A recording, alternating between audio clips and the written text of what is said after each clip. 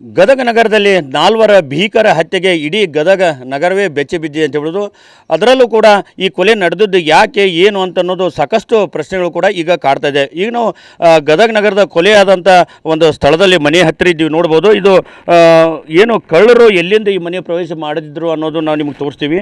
ಇದು ಆ ಮನೆಯ ಏನು ಪ್ರಕಾಶ್ ಬಾಕಳೆ ಏನಿದ್ದಾರೆ ಅವರ ಮನೆಯ ಈ ಹಿಂಬಾಗಿಲಿನ ಹಿಂದಿನ ಭಾಗದ ಈ ಒಂದು ಚಿತ್ರಣ.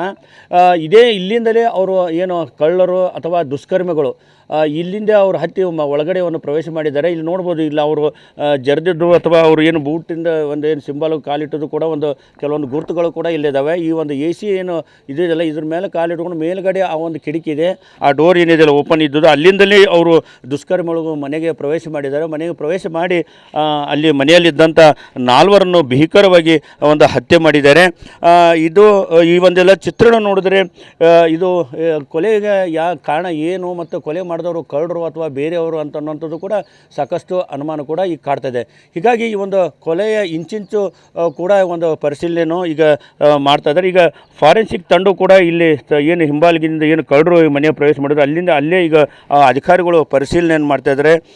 ಏನು ಕಳ್ಳರು ಹೇಗೆ ಬಂದರು, ಏನು ಎಂತ ಅಥವಾ ಇಲ್ಲಿ ಏನೇನೋ ಅವರು ಇಲ್ಲೇ ನೋಡ್ಬೋದು. ಅಲ್ಲಿ ಏನು ಈಗ ಅಧಿಕಾರಿಗಳು ಏನು ಪರಿಶೀಲನೆ ಮಾಡ್ತಾಯಿದ್ದಾರೆ, ಆ ಭಾಗದಲ್ಲಿ ಅವ್ರು ಏನು ಮಾರಕಾಸ್ತ್ರ ಏನು ಉಪಯೋಗ ಮಾಡಿದರು ಕೊಲೆಗೆ, ಅಲ್ಲೇ ಒಂದು ಇಲ್ಲಿ ಚರಂಡಿಯಲ್ಲಿ ಎಸೆದು ಹೋಗಿದ್ದಾರೆ.